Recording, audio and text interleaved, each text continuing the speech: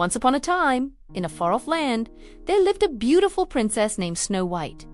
Her skin was as white as snow, her lips as red as a rose, and her hair as black as ebony. Sadly, her dear mother passed away when Snow White was very young, and her father, the king, soon remarried. His new queen was beautiful, but her heart was filled with vanity and wickedness. She had a magical mirror, and every day she would ask it, "Mirror, mirror on the wall, who is the fairest of them all?" The mirror would always reply, "You, my queen, are the fairest of all."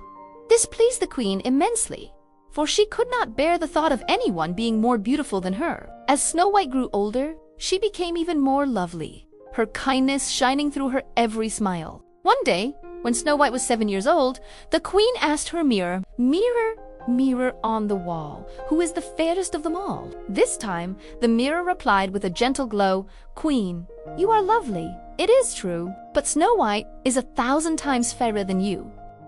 The queen was filled with a terrible rage. She could not stand that someone else was now considered the fairest. She ordered a huntsman to take Snow White deep into the forest and never bring her back. The kind huntsman, however, could not bring himself to harm such a sweet and innocent girl. He told Snow White to run far, far away and never return to the castle, giving her a chance to escape. Snow White, all alone and frightened, ran through the deep, shadowy forest. Twigs snapped beneath her feet, and the trees seemed to whisper secrets in the growing gloom. She ran until her little legs could carry her no further, and as night began to fall, she stumbled upon a tiny, charming cottage tucked away among the trees. Curiosity gently pulled her closer. She peeked inside and saw that everything was very small and tidy. There was a tiny table with 7 little plates, 7 little cups, and 7 little chairs. Upstairs, she found 7 tiny beds, all neatly made. Snow White was so tired and hungry that she nibbled a little bit from each plate and took a tiny sip from each cup. Then, feeling utterly exhausted, she lay down across 3 of the little beds and quickly fell into a deep, peaceful sleep. Later that night, the owners of the cottage returned. There were 7 little dwarfs who worked all day in the mines, digging for diamonds and precious gems. Their names were Doc, Grumpy, Happy, Sleepy, Bashful, Sneezy, and Dopey. They immediately noticed that someone had been in their home. "Who's been sitting in my chair?" asked Grumpy. "Who's been eating from my plate?" asked Happy. When they went upstairs, they found Snow White fast asleep. They were amazed by her beauty and wondered who she could be. Snow White awoke and told them her story about the wicked queen and how she had to flee. The kind little dwarfs felt great pity for her. "If you will keep house for us," said Doc, "cooking and cleaning and making our beds, then you may stay here with us, and we will protect you."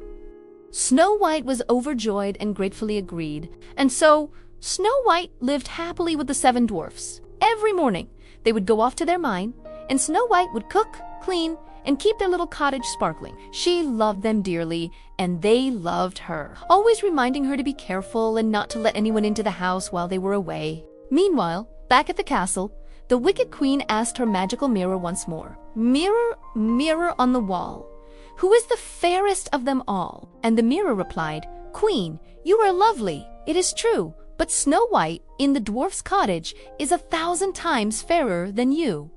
The queen was furious. She knew then that the huntsman had deceived her. Determined to be the fairest, the queen disguised herself as an old peddler woman. She went to the dwarf's cottage and called out, "Fine laces for sale! Lovely laces!" Snow White, forgetting the dwarf's warning, opened the window. The old woman persuaded her to try on a beautiful, tight lace bodice. As she pulled it tighter and tighter, Snow White fainted. When the dwarfs returned, they quickly loosened the lace, and Snow White awoke. They warned her again to be more careful, but the queen was relentless. She returned disguised as another old woman, this time with a poisoned comb. Again, Snow White let her in, and as the queen combed her hair, Snow White fainted once more. The dwarfs returned just in time, pulled out the comb, and Snow White revived. They were very cross with her for being so trusting. Finally, the queen concocted her most wicked plan. She made a beautiful, shiny red apple, but 1/2 of it was poisoned. She disguised herself as a sweet old peasant woman and offered the apple to Snow White. "It's a magic apple," she said. "1 bite will make your wishes come true." Snow White was hesitant, but the old woman insisted on taking a bite from the unpoisoned side first to show it was safe. Then, Snow White took a bite from the poisoned side, and instantly she fell into a deep, deep sleep. as if frozen in time. When the dwarfs returned, they found Snow White lying still and pale. They tried everything to wake her, but nothing worked. Their hearts were broken, and they wept for 3 whole days. They could not bear to bury her, so they built a beautiful glass coffin and placed her inside, setting it on a mountainside so she could be seen.